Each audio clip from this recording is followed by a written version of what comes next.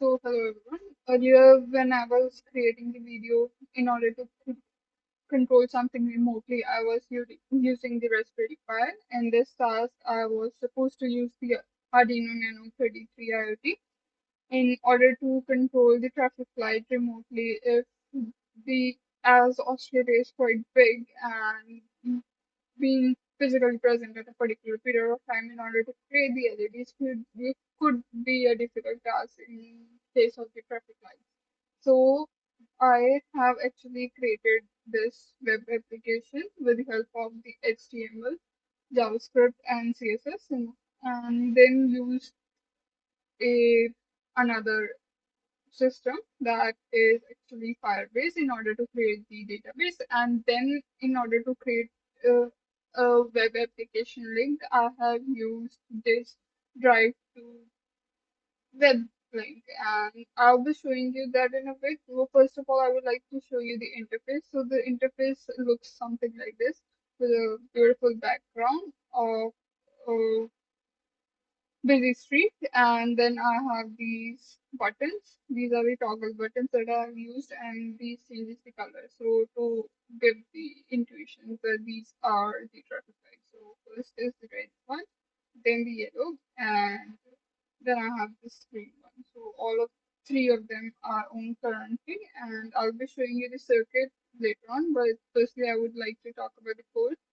So let's look into the code. So firstly, learn how to build the HTML file. So in the HTML file, I basically designed the toggle button and this circle, which actually shows the lights.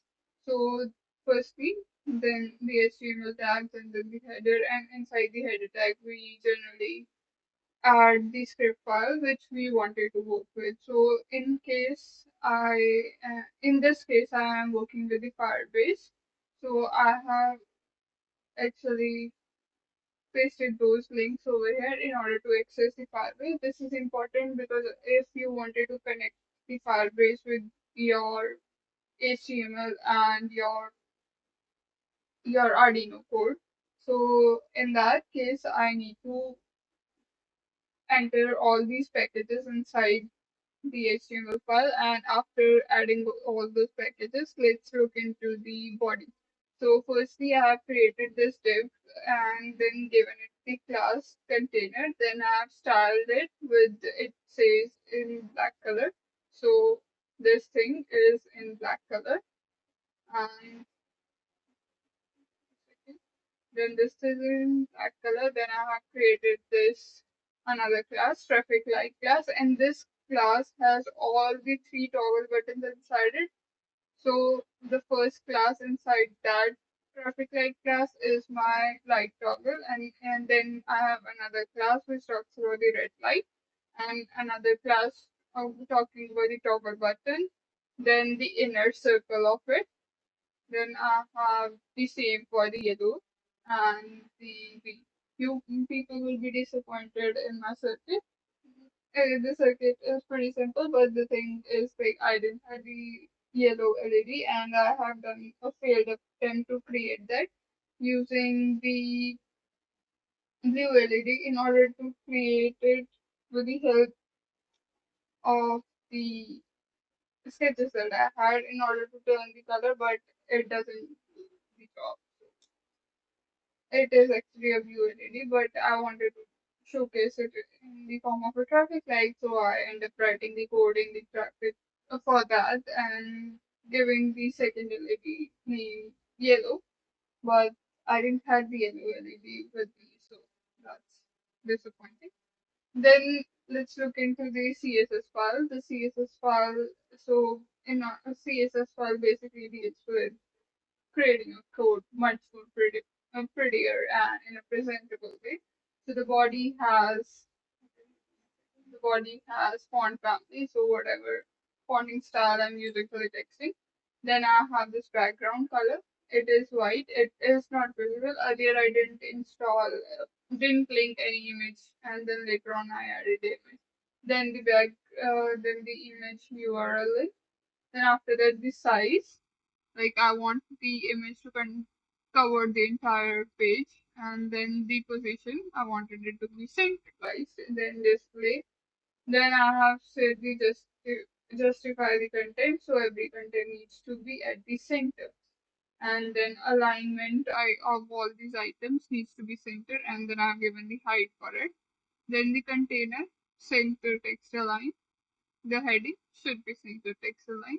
The color, the margin the bottom. Then the first class which we have created, traffic light. So all those things, the space between them needs to be a particular, then the width of those, then the light toggle, the display, the direction, the column, those should be the same, and those also need to be centered in order to make it more symmetrical. Then the light, and then it talks about when I'm changing the color, clicking on the toggle button. So when a red LED is on, it changes the color to red. When the yellow LED is on, it changes the color to yellow. When the toggle button is for the green LED is on, it changes the color to green. Then all these things, how toggle button should look and how this transition takes place.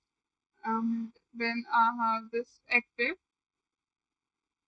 whenever it is active, so how the background changes for it. It changes to green whenever it is active, and when it's not active, it remains white. So that's what the active command does in here. And then I have the inner circle, then the paragraph tag has its own.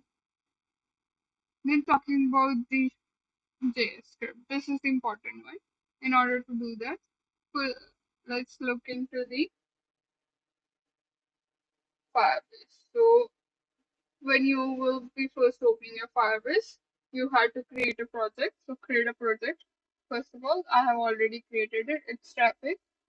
And the one mistake when I did for creating my first, so hold on a second. So first mistake when I did was creating my project in traffic light. There is like one is test mode. Okay, let me show you. Let's give it.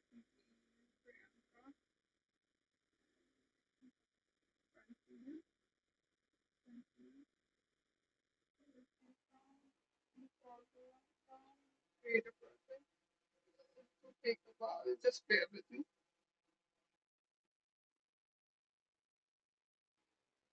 So what I was talking about, one is test mode, and I forgot the name of the other one. So click on the test mode because you will be able to do the changes in the net. Otherwise, you'll be.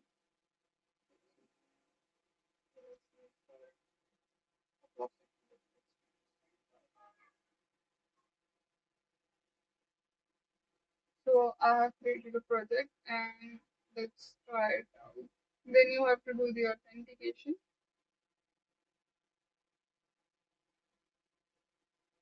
and then after doing that, you will be creating a real-time database. So here it will ask you about like whether you want test mode or not. So create a database.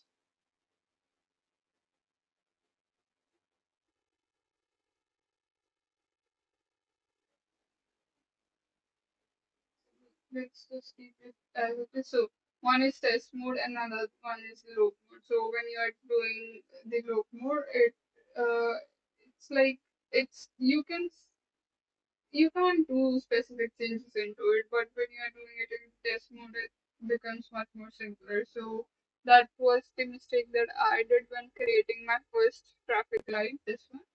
So I had actually worked in the traffic one, then I created the second database and figured out how to do it. So after creating that test mode, did real-time database. Real-time database means like whatever you are doing, you're getting the output at the real time, whatever is happening to your LEDs or to the functionality with the help of the HTML, it displays it, it changes every time. So it is 0 currently. Let me just turn on the LED for the first one and it changes.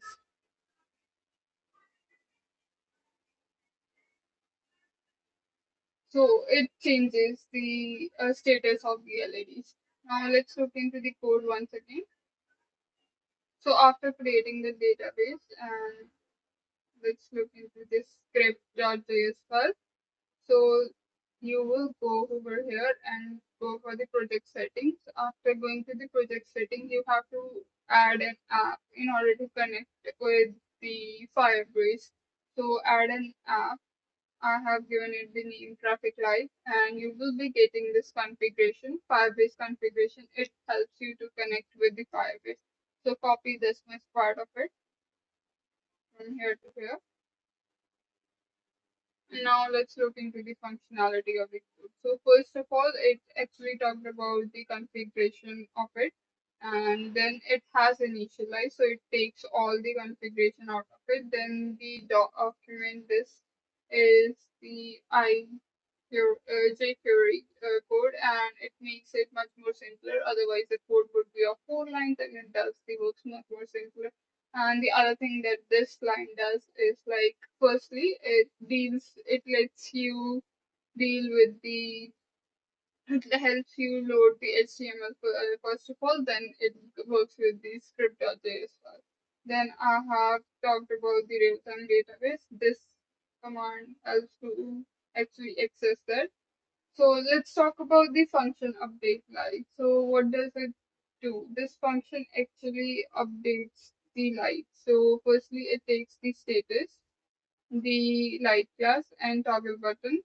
So status from whether the actual light was on in the HTML and whether it was not on. So it deals with that. And then if the light was on, it turns on that. And the other thing that it does is turn on the toggle button to the active state. If those things are not done, it removes those functions from the, basically removes those classes. And then it talks about the toggle list, and this actually updates whether the status is 1, so it changes it to 0, and if the status is 0, it changes it to 1, and it actually deals with the references, like what is the light name and what would be the new status of it. It talks about, it shows that. And then I have this database, and this database actually deals with the reference of what kind of particular value it listens actually. So what inside the Firebase, what is like for the first inside the Firebase.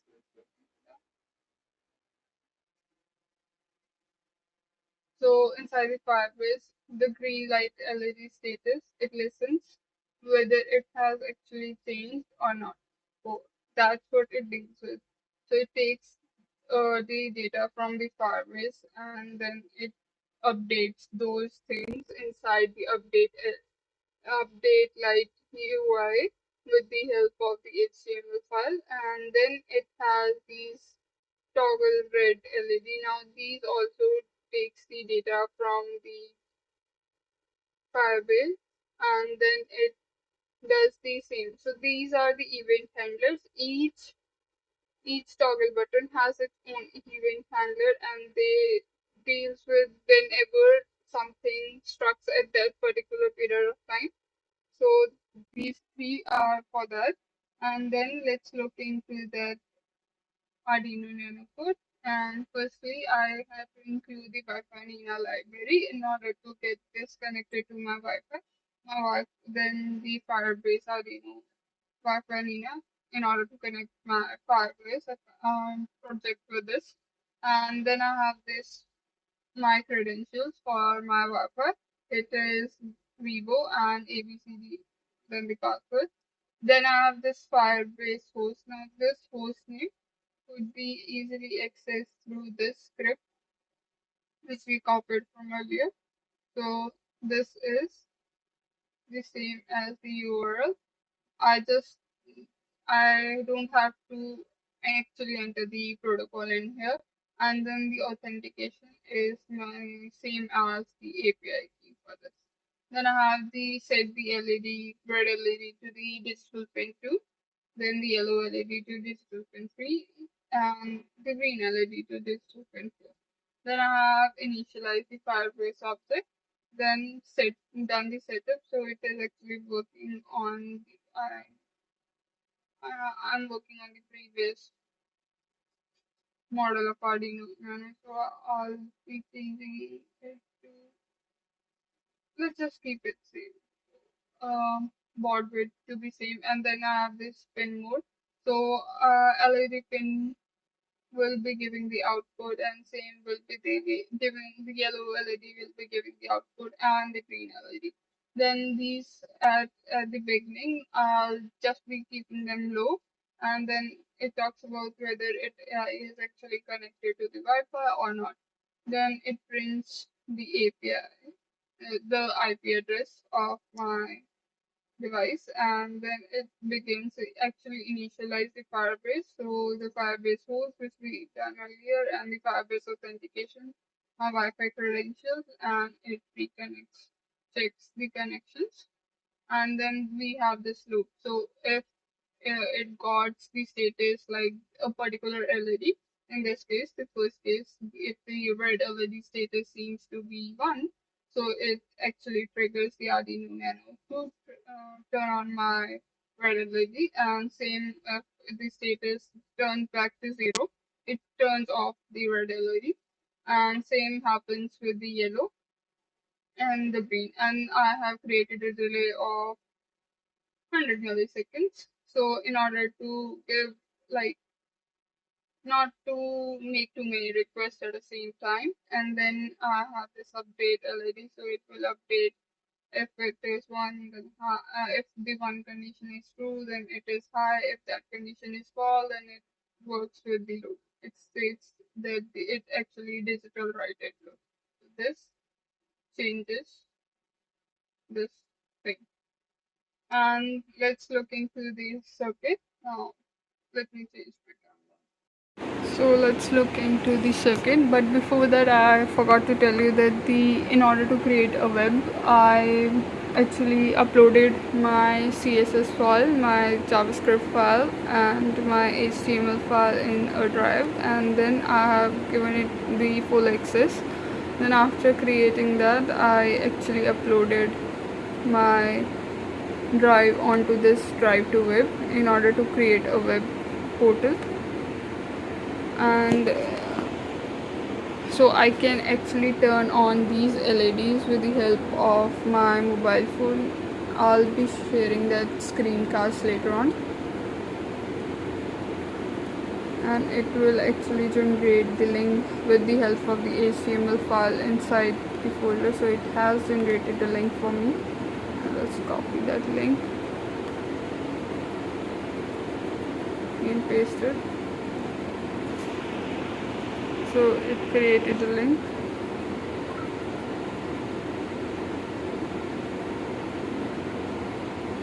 and it's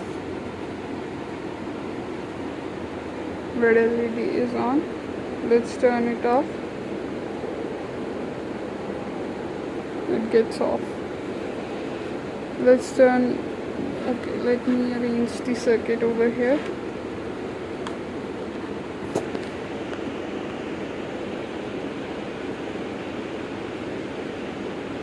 Let's turn on the second one. So it's blue actually, not yellow. And let's turn it back off again. And let's turn the green one on. So let me show you, like, this is the web link that it has created. So this was the simple, all the LEDs are on now. Okay. There is a problem with the latency of this. So it's on. Let me show you how can I turn on these LED with the help of my mobile phone.